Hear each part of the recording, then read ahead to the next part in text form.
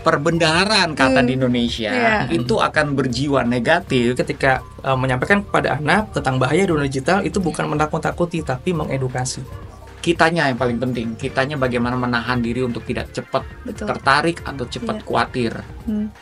Ada anak-anak yang mereka menjadi joki. Upahnya adalah mereka dapat uang jajan tambahan. Itu yang mereka kejar. Mencintai apa yang kita lakukan kan juga berbicara soal bukan lebih banyak karena mencari pengakuan, tetapi lebih banyak mencari kebermanfaatan.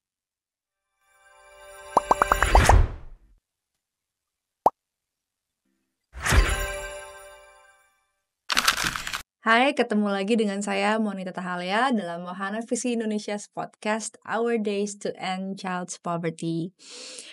Bicara tentang child poverty tidak lepas juga dari learning poverty, yaitu isu literasi.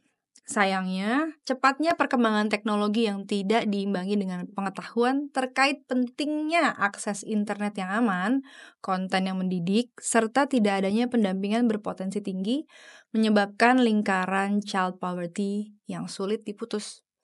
Tamu saya kali ini adalah seorang praktisi yang mendampingi masyarakat dan mitra Wahana Visi Indonesia untuk lebih aware tentang digital literasi. Yonatan Prasya, tepuk tangan, selamat datang sebagai Project Manager WVI. Halo Nathan. Halo. How are you? I'm very good. Yeah. Good to have you here. Hadir juga bersama kita saat ini seorang public figure, pencipta lagu, aku fansnya salah satu fansnya juga. Terima kasih. Penyanyi dan juga aktif dalam mendukung program pemerintah yang berkaitan dengan upaya peningkatan literasi digital di kalangan masyarakat. Gimana kabarnya Bang Yosi Mokalu? Kabar Aku baik. Aku biasanya manggil Kak, aku manggil Kak boleh ya? Boleh dong. Kak Yosi, oke. Kak Kayak- boleh, Bang boleh. Bang boleh. Asal dari kakak. Kan kak bisa dari kakek.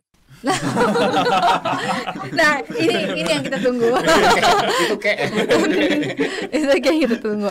Kak, apa aja kesibukannya saat ini, Kak? kesibukan ya, puji Tuhan masih kalau menghibur masyarakat bersama teman-teman itu by default ya. Bersyukurnya kita dalam industri hiburan atau musik kita sudah 28 tahun. Wow.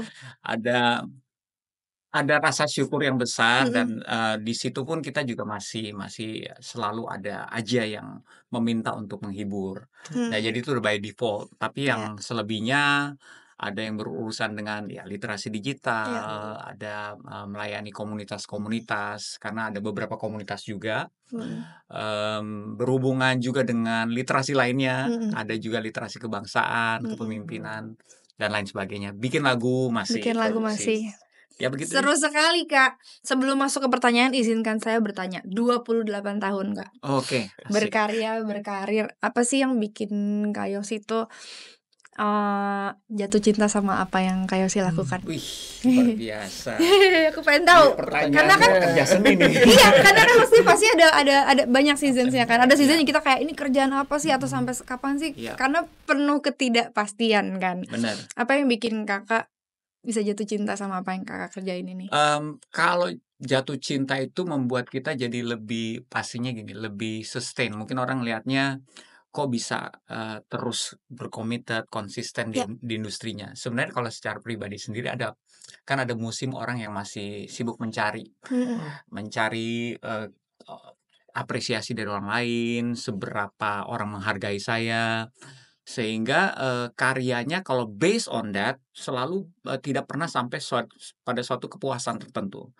Tetapi kalau kita sudah melangkah kepada kedewasaan memberi, kita sudah berhenti mencari, kita sudah tahu apa yang akan dicukupkan oleh Tuhan, ya gitu ya. Itu bagiannya Tuhan. Jadi bagian saya adalah memberi yang saya miliki aja gitu. Nah, itu akan beda dalam penerapan aplikasinya, dalam sustainability-nya juga lebih kuat. Kita jadi nggak ngebandingkan karya kita dengan orang lain, tetap melakukan apa yang ada di tangan kita. Jadi saya rasa itu yang membuat kita lebih lama dalam industrinya. Mencintai apa yang kita lakukan kan juga berbicara soal bukan lebih banyak karena mencari pengakuan, tetapi lebih banyak mencari kebermanfaatan. Bahasanya itu kebermanfaatan. Kalau pengakuan itu manfaatnya cuma buat kita, tapi kalau kebermanfaatan itu manfaatnya buat orang banyak, ke kita juga, tapi lebih banyak lagi ke orang lain gitu. Itu yang membuat kita bisa bertahan lebih lama jatuh cinta. Karena begini, kalau kita ngerjainnya cuman just for the sake of money gitu ya, misalnya hanya untuk uang, pasti capek. Hanya untuk numbers. Banyak kan konten Iya. Yes. kreator, YouTubers yang akhirnya berhenti karena mereka capek. Iya, Mereka harus keep up with the numbers. just keep up with the number. Tapi begitu kita mulai bertransformasi pikiran kita pikir, oh kayaknya bukan angka, bukan uang yang membuat kita bisa lebih lama dan jatuh cinta dengan apa yang kita kerjakan, yaitu kebermanfaatan. Apapun yang saya lakukan ini pasti bermanfaat. Nggak harus banyak orang, 1, 2, 3 orang juga. Kalau 1, 2, 3 orang merasa itu bermanfaat dan terjadi perubahan dalam kehidupannya juga udah bagus gitu. Jadi fokusnya ke situ. Wow. Oke. Sampai jumpa. Enggak deh. Thank you banget Kak Yosi. Itu salah satu pertanyaan yang aku butuhkan. Kita balik lagi ke yang bakal kita bahas tentang digital literacy. Kak Yosi kemarin sempat menjadi ketua siberkreasi di Indonesia. Iya. Boleh share nggak Kak, apa sih yang mendorong Kak Yosi itu mau memimpin program yang begitu penting di tengah perkembangan teknologi saat ini? Ya, siberkreasi itu gerakan nasional literasi digital buat yang belum tahu. Nah, memang kita bahu-membahu dengan Kemenkominfo atau sekarang Komdigi ya, yang menjadi Komdigi dalam hal literasi digital. Tapi pertanyaannya apa yang menyebabkan saya mau memimpin? Jadi sejarahnya begini, dulu di awal masa transisinya, ketika masyarakat sudah mulai merasakan ini digital teknologi ini ternyata bisa memberikan disrupsi atau dampak sebesar itu, bahwa terutama dalam masa-masa konstetasi politik waktu itu pilkada DKI, konten negatif hate speech-nya berkembang gitu, dan berangkatlah atau ini menjadi sebuah motivasi juga untuk beberapa pihak untuk berpikir kita mesti berbuat apa gitu kan. Waktu itu salah satu inisiasinya dari Pak Menteri yang saat itu adalah Rudiantara untuk mengumpulkan komponen-komponen masyarakat, para pegiat literasi, dan juga saya waktu itu masih jadi YouTubers yang cukup aktif bersama teman-teman Cameo Project. Kita bikin video-video nasionalisme banyak. Akhirnya ya udah diajak juga untuk kumpul-kumpulnya. Lalu kita udah mulai bagi tugas. Oke, ini siapa tugasnya siapa, bikin infrastruktur organisasinya. Jadi di tahun pertama pembentukan siberkreasi, saya mau hadir karena saya memang terdorong dengan berkembangnya konten negatif, terutama dalam hal hate speech gitu. Terus hoax juga kan, hoax politik apalagi. Lalu ketika sudah ada di sana, ternyata udah langsung cepat banget. Ternyata geraknya cepat. Ayo kita bikin organisasi, ayo kita bikin movement, gerakan, apalah bentuknya, masih membicarakan bentuknya. Saya menawarkan diri dengan apa yang saya bisa, yaitu konten. Saya bisa bikin konten, saya bilang gitu. Akhirnya dipercayakan waktu awal-awal tuh jadi yang koordinatornya sebelum jadi ketua ya, koordinator infrastruktur digitalnya. Jadi bikin konten, bangun Instagramnya, website dan segala macam. Baru di tahun berikutnya karena saya rajin bikin konten, dipilih. Jadi bukan saya mengajukan diri untuk jadi ketua, dipilih oleh teman-teman dari siberkreasi untuk jadi ketuanya. Jadi itu sih awal mulai, triggernya tuh dari situ.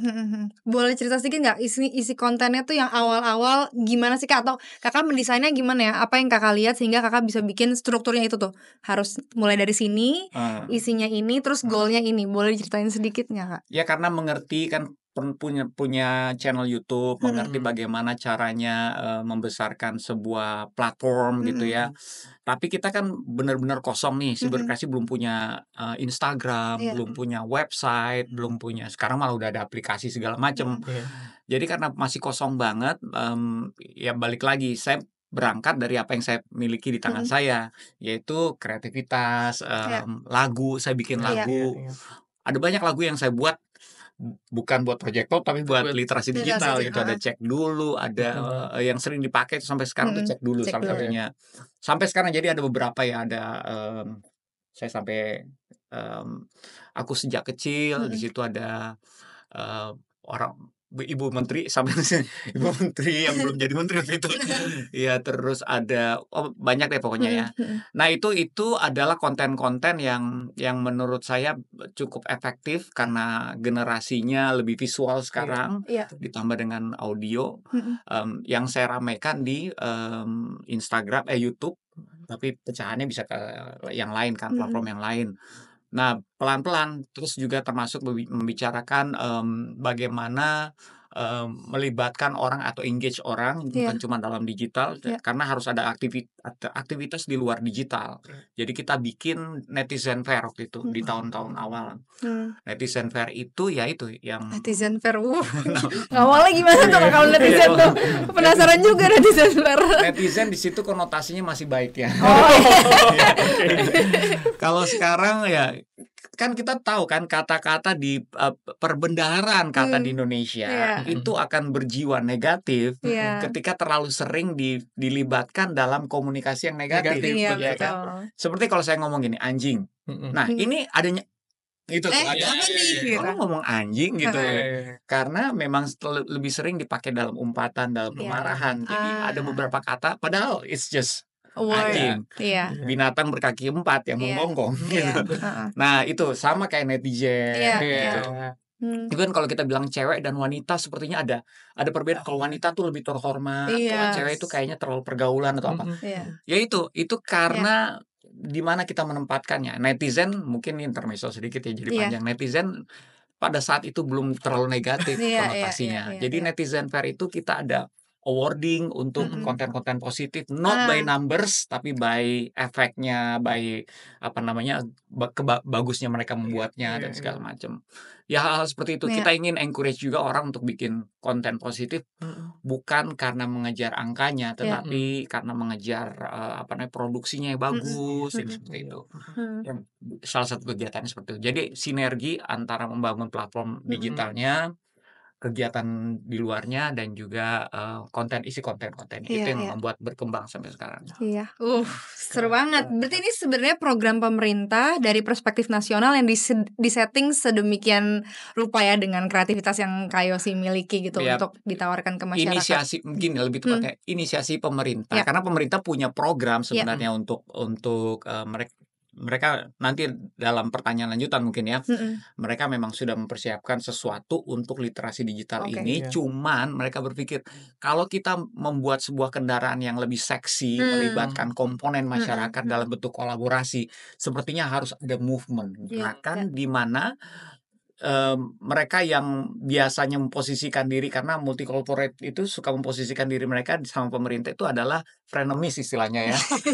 Jadi tidak bisa terlalu berteman dengan pemerintah karena mereka punya kebijakan. Jadi frenemies. Jadi nah, supaya para frenemies ini menjadi friend beneran harus gerakan judulnya. Nah, itu cybercraft itu di situ. I see. Oke, ke Nathan. Kalau dari perspektif Nathan selama ini mendampingi anak dan masyarakat secara langsung,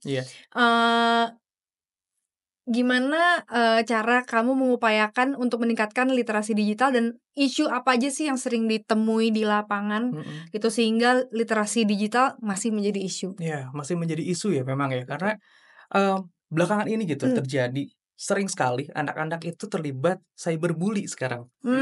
Jadi nggak hanya perundungan di sekolah ketika mereka bertemu, tapi itu berlanjut ketika di rumah melalui handphone, melalui sosial media, cyberbully itu terjadi. Jadi akhirnya perundungan ini nggak punya batasan, ruang dan waktu lagi gitu. Jadi terus menerus. Itu yang pertama. Kemudian ada juga yang baru-baru ini terjadi, yang saya juga baru dapat dari lapangan, itu adalah anak menjadi joki judi online. Waduh. Wow. Itu jadi kayak wow gitu ya, kayak ini bisa terjadi juga nih ternyata gitu di Indonesia. Karena memang ini dari kecakapan digitalnya. Mungkin orang tua tidak cakap untuk menggunakan gadget, tapi mereka pengen coba-coba judi online. Akhirnya anak-anaknya yang disuruh. Ada anak-anak yang mereka menjadi joki. Upahnya adalah mereka dapat uang jajan tambahan. Itu yang mereka kejar. Nah, ini kan sangat bahaya sekali gitu ya. Dari kecakapan digital yang kurang, anak-anak kita tahu, anak-anak sekarang Gen Gen Z ya, Gen Gen Z, Z, Gen Alpha gitu ya, itu Hmm. sangat cepat sekali untuk Iya. memproses segala sesuatu dengan digital. Sementara orang tua mungkin dari generasi yang lebih lama, mereka butuh waktu untuk beradaptasi. Iya. Nah, di sini terjadi ketimpangan Hmm. antara anak-anak dengan orang tua. Anak-anak yang lebih cepat mereka Hmm. beradaptasi dengan digital, orang tua yang membutuhkan waktu lebih lama. Hmm. Gitu, di Iya. situ yang terjadi. Kemudian juga hal lain adalah anak-anak menjadi adiktif. Hmm. Adiktif terhadap Iya. gadget. Itu. Banyak anak yang sekarang tantrum kalau nggak pegang HP. Iya. Mereka sudah terbiasa untuk scroll gitu ya. Sinyal mati dikit, ngambek, ngamuk gitu. Iya. Itu yang menjadi isu ya sekarang. Tidak hanya anak-anak di usia remaja, tapi ternyata anak-anak usia SD pun mereka sudah mengakses dunia digital, media Hmm. sosial. Saya pernah waktu itu masuk ke salah satu sekolah dasar, saya tanya, siapa di sini yang punya akun sosial media? Hmm. Hmm. Hampir semuanya angkat tangan. Iya. Saya kaget gitu ya. Karena Iya. sebetulnya untuk membuat akun itu kan ada batasan umur. Betul. Iya. Mereka pakai ya mereka Bikin manipulasi, email sendiri. Manipulasi bikin email usia. sendiri, manipulasi. Nah, ini yang menjadi kekhawatiran begitu. Hmm. Dan kalau kita lihat siapa sih yang bertanggung jawab gitu ya? Iya. Hmm. Yang bertanggung jawab menurut saya sebetulnya tidak hanya orang tua, Mm-mm. tapi guru di sekolah pun juga harus Betul. cakap untuk Iya. digitalin. Iya, iya. Mm-mm. Berarti sebenarnya kita tuh sama-sama masih sedang mencoba, termasuk kita ya yang mungkin sedikit lebih punya batasan atau sedikit lebih Iya. fasih dalam berdigital. Sebenarnya kita sama-sama lagi beradaptasi dengan perubahan yang terus berlangsung ini. Maksudnya kayak ternyata anak pegang gadget, anak SD belum mengerti, ditarik mundur lagi, ternyata orang tua dan guru pendamping sekolah pun juga belum terlalu paham bagaimana cara Iya. digital literasi itu belum terlalu Iya, paham, sehingga betul. ya akhirnya jadi ya anak-anak jadi kena imbasnya lah gitu ya. Nah, Iya. untuk menjawab isu tersebut berdasarkan pengalaman Nathan di lapangan dan Iya. pengalaman pendampingan selama ini, apa yang Nathan lihat menjadi kunci untuk memastikan pentingnya literasi digital tersampaikan dengan baik ke anak-anak? Iya, yang sudah kita lakukan Mm-mm. itu kemarin kita sama tadi mungkin Kak Yosi sudah bicara juga ya, pemerintah tuh sebetulnya sudah menyiapkan. Mereka tuh punya 4 modul ya Kak ya, Iya. 4 modul untuk literasi digital. Tapi modulnya memang dalam bentuk modul yang isinya tulisan semua, tidak menarik untuk Iya. anak-anak begitu ya. Bahkan orang dewasa pun juga mungkin malas untuk membacanya Iya. gitu. Yang kita lakukan adalah kita membuat satu handbook Mm-mm. yang menarik untuk anak, isinya gambar atau dari animasi yang temanya tentang literasi digital. Mm-mm. Oke. Bagaimana cara mereka untuk aman di media sosial? Aman dalam arti data privasi mereka. Mm-mm, betul. Supaya aman, dari situ baru bagaimana supaya cakap menggunakan media digital. Ya. Cakap dalam arti bukan cuma main gadget, tapi cakap memilah konten yang baik dan yang buruk. Begitu. Memilah ini berita benar atau berita hoax. Iya. Begitu. Kemudian yang disampaikan adalah tidak menakut-nakuti anak. Mm-mm. Jadi ketika menyampaikan kepada anak tentang bahaya dunia digital itu bukan menakut-nakuti tapi mengedukasi. Itu banyak dari kita yang menakut-nakuti ya, oh nanti kamu diculik gini.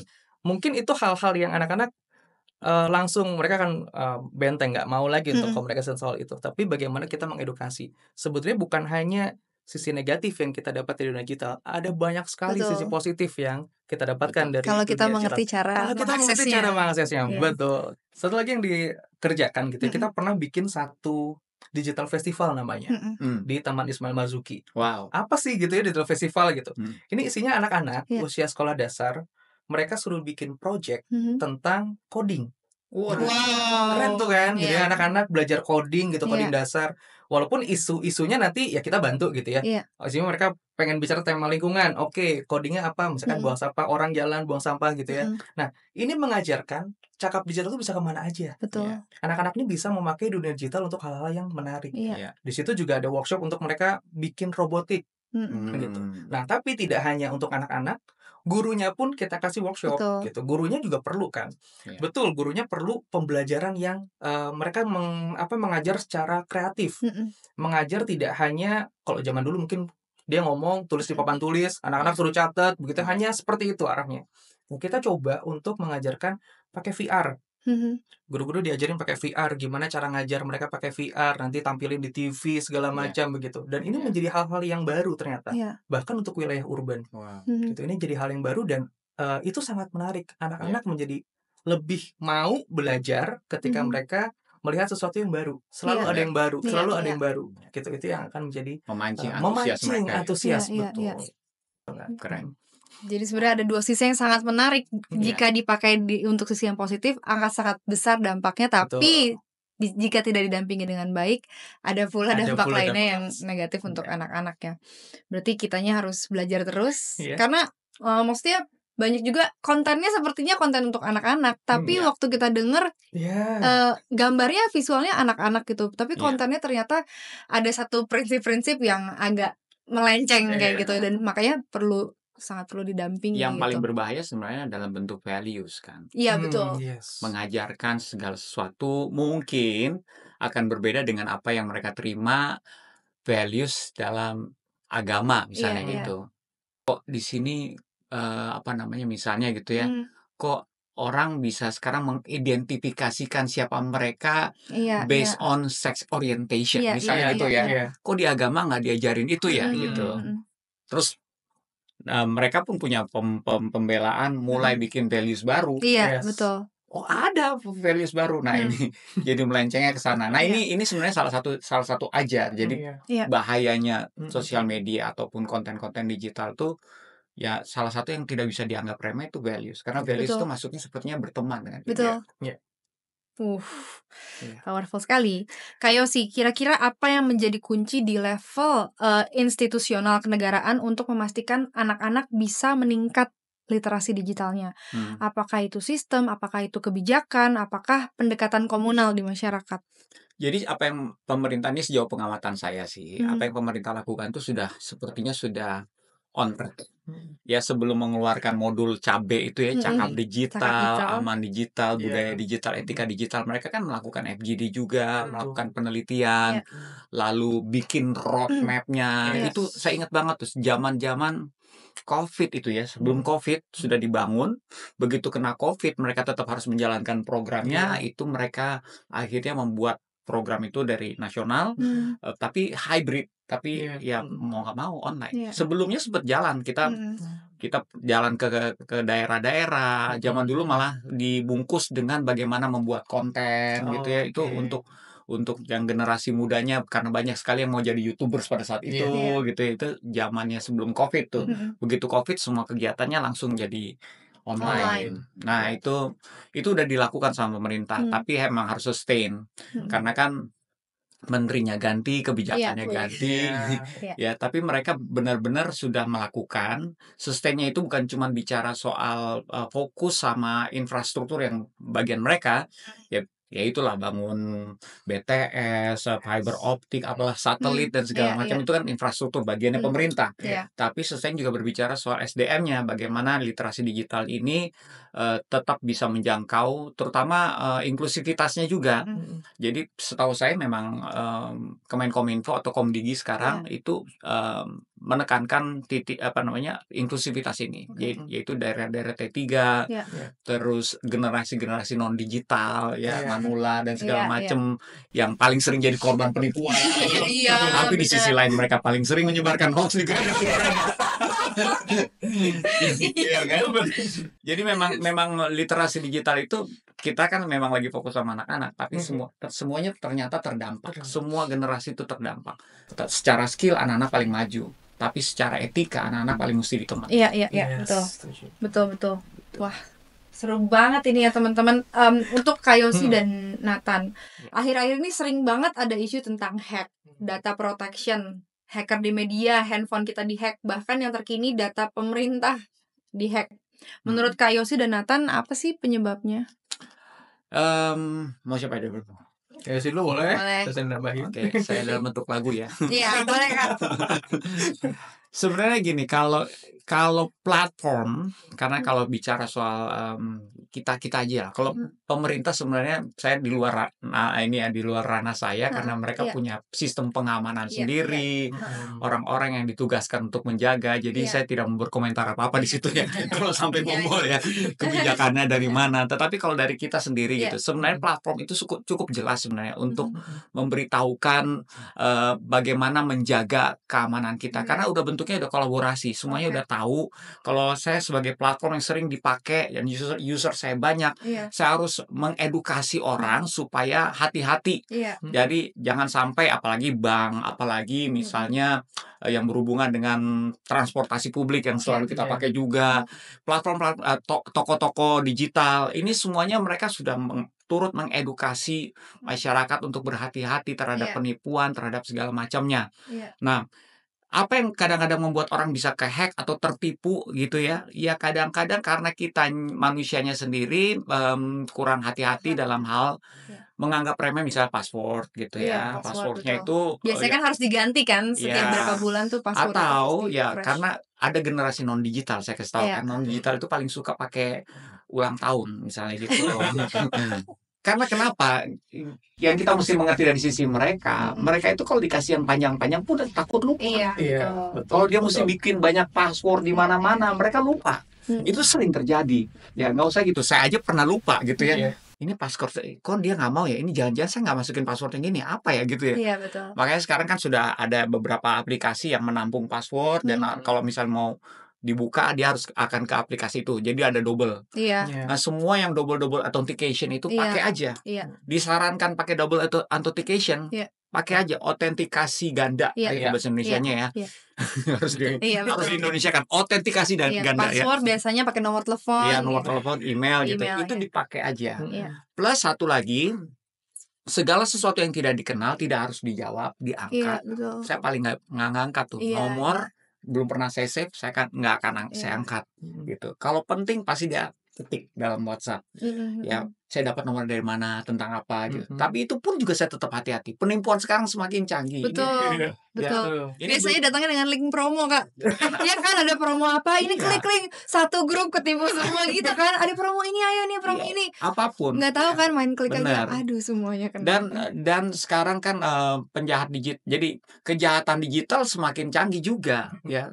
Karena kita semakin tahu cara menyikapinya. Nah, penjahat itu tidak mau di level itu. Enggak, dia tidak akan menawarkan mama minta pulsa lagi gitu kan karena itu udah ketinggalan zaman. Udah lebih canggih sekarang gitu. Jadi pendekatan sosial apa itu namanya? Sosial apa itu ya? Social engineering ya kalau nggak salah ya.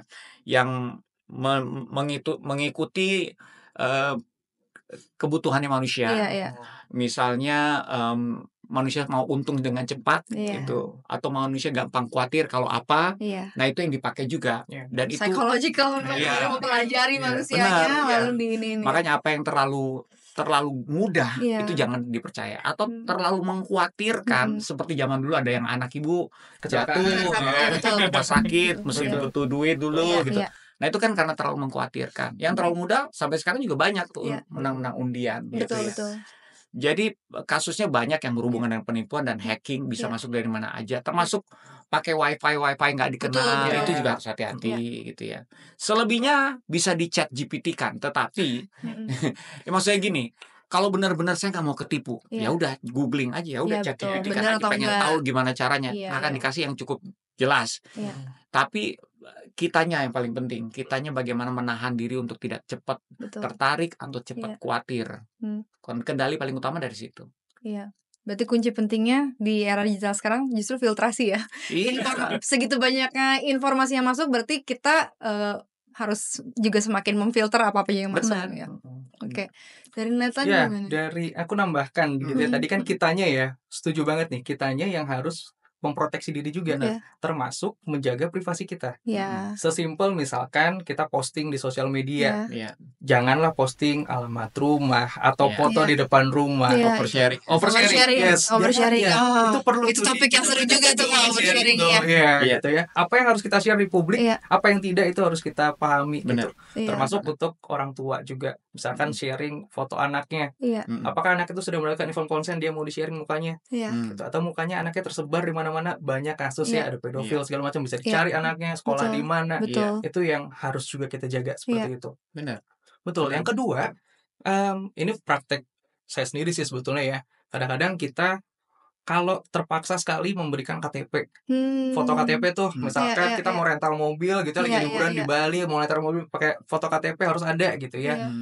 itu kan KTP bisa disalahgunakan banyak hal ya. Betul, Apalagi betul. ada NIK dan nama lengkap, Iya, iya, semua data kita dari situ. Mhm. Bagaimana caranya? Mungkin kalau saya, biasanya saya kasih label tuh di depannya, KTP ini digunakan untuk apa segala macam. Jadi ada tulisannya di depan KTP saya. Jadi Entah itu jelas. menutupi sebelah foto saya, Mm-mm. menutupi sebelah NIK saya, jadi tidak bisa gampang untuk dilacak gitu. Itu mungkin tips untuk orang tua ya, kalau Iya, misalnya iya, kita iya. mau That's good. menjaga data Benar. privasi kita. Tapi kalau untuk anak-anak gimana? Aku sebenarnya pernah juga ketemu kasus innocent aja gitu, mereka main game sama-sama, tapi ternyata ada di satu platform itu mereka bisa ini kan, bisa tukeran Chat, WhatsApp. Jadi bisa bikin grup rame-rame dengan random orang-orang Iya, random iya. satu game. Nah, itu gimana ya? Nah, itulah pentingnya di situ tahu anak-anak Iya. dikomunikasikan apa sih bahayanya dari dunia digital. Iya, Apa iya. bahayanya dari mereka main game online Iya, iya. gitu. Mereka mungkin punya teman banyak, mungkin itu bukan kasus baru ya. Iya. Kasus zaman kita masih kecil main game online dulu itu juga dengan stranger kan. Iya, betul. Iya. Tapi nggak semasif sekarang Iya. gitu, tentu saja gitu ya. Iya. Nah, ini perlunya pendampingan ke anak-anak. Balik lagi pendampingan ke anak-anak. Iya. Apa yang anak-anak itu mainkan, apa yang anak-anak itu akses, orang tua harus tahu. Betul. Guru misalkan sekolah harus tahu. Maka mungkin ada beberapa sekolah yang mereka nggak bolehkan anak bawa handphone. Begitu. Nah, tapi orang tuanya ini harus paham juga. Handphone memang ini jadi polemik ya. Karena ketika masa pandemi, semua pembelajaran lewat handphone atau laptop. Iya, betul. Anak-anak bisa beralasan saya sedang belajar. Iya. Gitu ya. Padahal nggak tahu bukanya apa. Nah, inilah perlunya komunikasi di keluarga juga. Iya. Itu sesederhana kalau bicara soal games aja.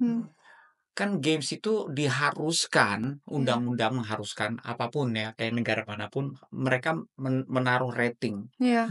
Nah, nggak semua orang tua tahu rating games itu.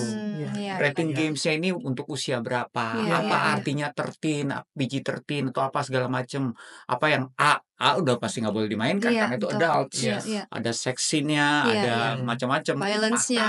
violence-nya. Jadi orang tua harus diedukasi juga. Betul. Mentang-mentang games dikasih aja anaknya main games, padahal nggak semua games untuk anak. Even kayak misalnya ada batasan usianya kok. Iya, iya. Itu yang harus diperhatikan ya. Iya, even Roblox saja bukan untuk yang kecil mungkin, misalnya kayak gitu ya, contoh-contoh kayak gitu ya. Iya. Karena memang ada beberapa yang games itu cukup vulgar. Oke. Wah, berarti memang kita nggak bisa mengandalkan orang lain atau hanya pemerintah aja untuk digital literasi ini dengan segala isunya. Apakah practical tips dan trik dari Kak Yosi dan Nathan untuk bisa mencegah hal-hal itu tadi ya? Selain tadi udah kita kayak lebih hati-hati, ada lagi nggak, Kak? Kalau saya bilang nih, ini practical tips itu tambahan aja dari, kalau tadi memang mungkin tipsnya lebih kepada menjaga keamanan ya. Yes. Pokoknya lebih secure kitanya. Ini tipsnya lebih kepada bagaimana membuat sebuah keluarga makin cakap digital gitu ya. Karena saya percaya masalah digital itu sebenarnya bukan masalah generasional. Artinya cuman generasi Z aja yang terdampak misalnya gitu, atau milenial. Ini masalah keluarga. Dibutuhkan sebuah kolaborasi. Orang tua mau spend time belajar kecakapan digital. Karena banyak sekali yang kalau mereka mau belajar, banyak sekali yang mereka bisa dapatkan, dan itu akan menambah ilmu mereka to connect. Kenapa? Parents sekarang tend to correcting, not connecting. Jadi kalau mereka dapat ilmu banyak dari digital, mereka malah justru dapat pendekatan. Kaget pasti anaknya. Kamu main Minecraft atau apa? Kamu main bisa pendekatan games. Orang tua sekarang anggap itu bukan sebuah topik yang menarik, padahal itu menjadi sebuah topik yang bisa membuat anak jadi lebih terbuka. Betul. Why don't you try dengan digital bubble mereka? Kita lihat misalnya gini. Anak yang sudah punya gadget nih ya, anaknya ya, kita lihat ke YouTube-nya atau ke sosial medianya, iseng-iseng klik search engine-nya. Di situ kita akan lihat algoritma yang menyusun ketertarikan mereka lebih banyak di mana. Ya, oh mereka suka nonton sepak bola, oh anak saya nonton ini. Itu bisa jadi topik. Cuman orang tua, oh algoritma bisa bantu kayak gitu. Iya, bisa. Jadi orang tua memang harus belajar sedikit digital skill-nya supaya menciptakan itu tadi ya. Nggak usah canggih-canggih banget. Biarlah mengedit foto wajah mama menjadi lebih halus.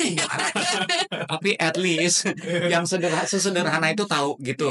Karena banyak sekali konten-konten yang bisa dipakai untuk edukasi. Saya kasih satu contoh. Di Indonesia apa yang paling suka disalahkan kalau masalah pornografi? karena kebebasan pengawasan gitu misalnya Oh, gitu segala oke. macam. Apakah mungkin ada faktor di mana orang tua terlambat mengedukasi karena anak sekarang lebih cepat Iya. dia punya rasa ingin tahu tentang pertanyaan-pertanyaan yang berhubungan dengan seks. Ternyata iya, anak sekarang. Kenapa ya? Karena digital teknologi. Betul. Dari kecil mereka sudah melihat orang ciuman, orang apa dan segala macam dan pengen tahu. Iya. Nah, di YouTube, nih contoh ya, itu banyak sekali konten sex education yang Iya. menyesuaikan usianya dan Betul. bagus Iya. dan lucu-lucu. Betul. Apakah orang tua tahu ini? Nggak semua Nggak orang tua semua. tahu. Padahal kalau misalnya masih karena orang tua kan ngomong alat kelamin aja suka masih sungkan sama Iya. anaknya kan. Ya mereka punya julukannya Iya, masing-masing. betul. Ajak nonton aja terus Iya. bahas sama-sama. Iya. Tadi kamu nanya gimana dedek dibuat kan? Nah ini nih jawabannya, nonton video. Iya, betul. That's education. Iya. Jadi orang tua memang perlu spend time untuk belajar. Hmm. Anak perlu belajar sama orang tua untuk membentuk sistem penyaringan values itu tadi. Iya. Mana yang benar, mana yang sopan. Iya. Cara-cara mereka banyak yang nggak tahu cara yang sopan itu seperti apa. Iya. Gitu. Wah, seru. Nathan ada yang mau ditambahin, Nathan? Ditambahinnya kalau aku dengan dunia digital itu jangan takut untuk tahu, untuk Iya. menyelami dunia digital. Iya. Tapi bijaklah dalam bermedia sosial, dalam berdunia digital. Itu sih. Iya. Cabe tadi pentingnya. Cabai itu Cakap, betul. aman, budaya, etika berdigital. Seru banget. Aduh, thank you banget Kak Yosi Terima dan kasih. Nathan. Pak. Aku sendiri juga belajar banyak hal hari ini di podcast kita kali ini. Gimana justru pentingnya kita menjadi pendamping yang mau terus belajar supaya bisa mendampingi anak-anak dalam menghadapi era digital ini. Justru mulai dari kita dulu. Semoga podcast ini bisa bermanfaat buat semua yang nonton. Amin. Kita sama-sama membangun masa depan anak-anak kita supaya mereka cakap berdigital dan kita sama-sama bisa berantas isu digital yang sebenarnya bisa kita pelajari sama-sama. Iya. Akses informasinya ada di mana-mana dan jangan takut tadi ya. Iya. Terus gimana caranya kita jadi orang dewasa yang bukan cuma bisa correcting aja, tapi justru connect sama anak-anak. Karena dengan kita connect sama anak-anak, justru kita bisa sama-sama menghadapi isu ini bersama dengan anak-anak juga.